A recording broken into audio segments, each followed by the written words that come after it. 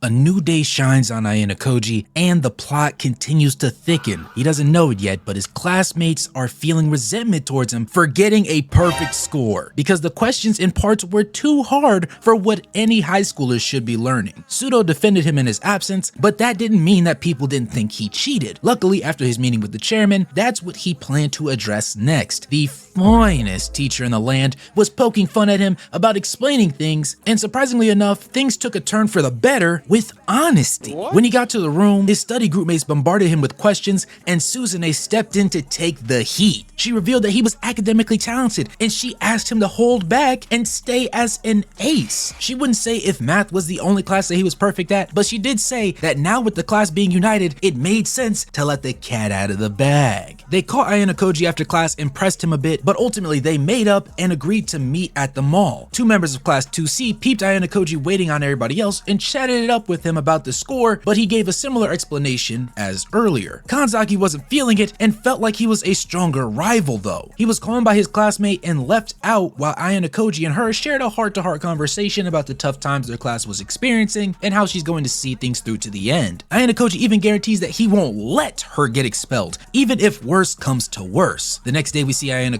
and Pseudo walking together while Pseudo probes about his academic and fighting skills. But much to our MC's surprise, he wasn't mad that he had been holding back the whole time. But he did check to make sure Suzune and him weren't dating, which was hilarious. So we see Ayano and Suzune chopping it up about who could possibly put 20 million points on Ayano head. And obviously the first answer should be the student council president. They then discuss Suzune joining the student council as a preventative measure in case President Nagamo starts going off the rails. So Ayano accompanies her to the meeting where she cooks up a wild story about beefing with her brother and coming to peace with the fact that she really just wants to follow in his footsteps. And sure enough, it works. We jump to Ayano and his girlfriend, and she reveals her qualms with their relationship. Obviously, she wants to let people know that they're together, but since he scored perfectly on the math exam, she doesn't want people to think she's dating him for status, which low-key is valid, because if you see some of these girls on NFL draft days, you wouldn't see that same humility. Ayano flips the script though, talking about pretty girls being a status symbol for boys, subliminally suggesting that she was pretty. And when she asked if he thought she was, he asked her, "Do you think I would date somebody that wasn't?" Like, whoa, that boy is cooking right now. He pulled a page right out of my gaslighting playbook. And then he turns to face her and leans in for a kiss. I was not familiar with my goat's game like that, but just before their lips meet, a hungry Amasawa pulled up to harass him. And then she said she was watching Kuroizawa since she came back to the dorms, so she knew he wasn't alone. And he has to let her in at that point. And after being weird and creepy about everything, she revealed that she bought the food not for him to cook, but as a peace offering and an apology, so he knew she wasn't his enemy. And all I can say is, it's pretty hard to believe considering you just copped a knife that would end up getting me slimed out in the right situation. But she claims to have set things up so he had a fighting chance to find things out, and mentally he acknowledges her skill after that. So we add her to the potential white room list. Ayano ended up running into Nanase for the first time in a while, and she figured he would resent her, but she was not familiar with the GOAT because he does not focus on such trivial things. He's like LeBron, he's got bigger fish to fry. This leads to them walking and chatting about how she and Hosen haven't decided to try him because doing it during the special test would be more efficient and increase their success rate. It was revealed that a first year from class 1C got expelled over the special test as well, which was surprising. So basically, tomorrow wasn't promised at the school, and there was a harsh awakening for that. Cut back to the classroom,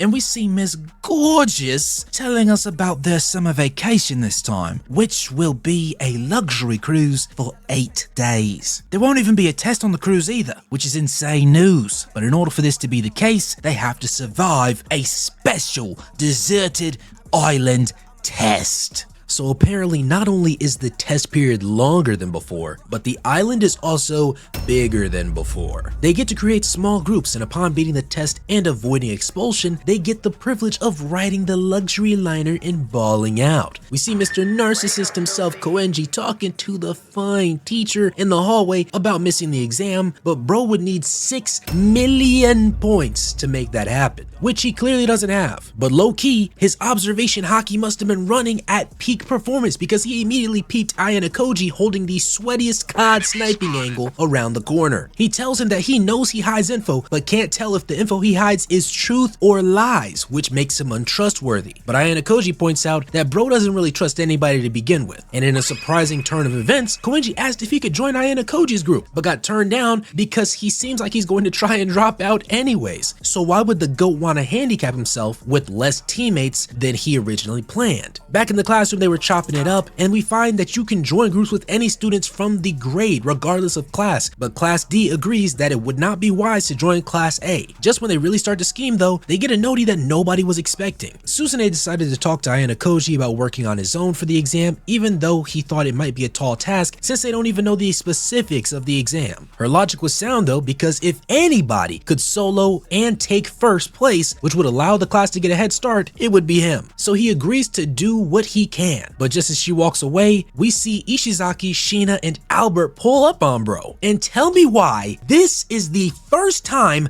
I'm ever hearing Albert speak words, bro. The one black guy in the show was relegated to the dirty work henchman. Bro is a goon, word to Lego Batman. And he has the most chopped lineup in the school, bro. You're supposed to have the cleanest one. But anyways, Ayano Koji wants to dip out, but they obviously need to talk to him. So they head to a dorm room with every flag from every country on the wall. And then there's good old America covering 3 of them while sitting front and center. W propaganda, bro. What can I say? America. Land of the free, home of the brave, baby. So they basically say they need him to pair with Class B so they can clutch up and overtake Class A. But Ayano Koji wants to know what's even in it for him. And Ishizaki says that when they successfully take the #1 spot from Class A, they'll put 20 million points on his books and invite him into their class. Come to find out though, they were making this proposal without Ryuin's input or oversight. Ishizaki basically said, we'll cross that bridge when we get to it. And now I'm surprised Albert even went along with this, because bro was really his #1 lackey for real. We jump past a lover's quarrel about a dumb boy and a tsundere-esque girl and get into more saucy dialogue. We peeped that Ayano Koji was one of the students that got a special card with effects that were randomly distributed to students. I say randomly because there are 8 types of cards, and this is Ayano Koji, so random isn't really a real thing with him. In exchange for multiplying his entire class's points by 1.5, he can get penalized if he doesn't land in the top 30%, which is a devious trade-off by the way. Nobody would want to switch with him, and it all but assures that he has to go crazy on this exam. He still plans on trying to find somebody to take it off his hands though in the meantime. At least that's what he tells Suzune. They get interrupted by Shinohara and Ike getting into a heated conversation about Shinohara pairing up with the basketball playboy Komiya from Class B. Not going to lie to y'all, finding out your crush got snatched up by the LeBron James of your school is nasty work. Matter of fact, Jarvis, more alcohol. Ayano Koji meets with Hirata to have him oversee the Ike Chronicles as they don't want him to be discouraged by Shinohara pairing up with Komiya. Meanwhile, Ayano Koji wants to peep why exactly Komiya even suggested to partner with her specifically in the first place. After heading out, Ayano Koji was approached by Matsushita, who was spying on him at the cafe. She finally decided to reveal why, and it was basically to help out with the trial card. She wants to join his group because she knows he plans to aim high, and she wanted in so that she could beat everybody else to him and place really nice. He tells her he's not locking anything in this month and instead wants to see how the other classes stick and move first. We see Ayano Koji then pull up on Ishizaki, who was followed by Nishino, and thank goodness she followed because Ishizaki knew nothing noteworthy about Komiya other than he's a good guy with a lot of stamina. Bro didn't even know if he was going out with Shinohara. Luckily, she knew they weren't an item, but she did think that Komiya had a thing for her though. Ishizaki agrees to help Ayano Koji out for obvious reasons, even though he's friends with Komiya first. Later on, Ayano Koji and Suzune were chopping it up and he reveals that Komiya wants to confess to Shinohara on the island. At first, Suzune isn't tripping because obviously Ike should be able to handle himself since he's a big boy, but that doesn't change the fact that we expect him to flop. And right after she suggests that Ike should confess first and they should try and pair them up, the noti hits the timeline that Komiya and her finalized their deal. This was worse than when LeBron went to Miami for the rest of the league. And that boy Ike was in shambles. Bro fell straight to his knees. We see Ayano studying with his girlfriend and explaining why he's not pairing up with anybody. She was low-key sick because she wanted to play damsel in distress when it comes to her man, and that is a valid take, I can't even lie. He reminds her that she can buy her way out of expulsion if worse comes to worse, but she only has 250,000 points, and even if he gave her all 250k of his, she would still need 500,000 more if she was in a group of 6 people during the exam, because each team to avoid expulsion needs 6 million points. After thinking it over and contemplating the situation that he was putting her in, bro looked her dead in the eyes and said, "Leave the money to me."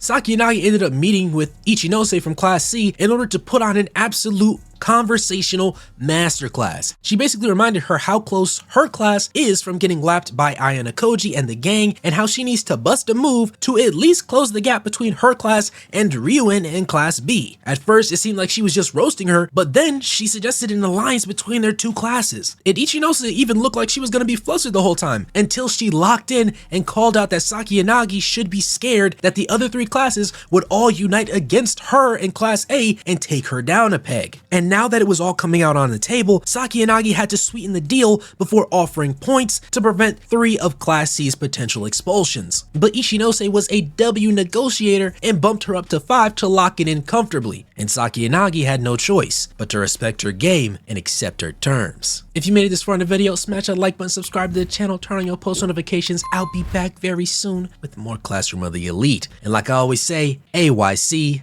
what you got for me? Your theme is peace.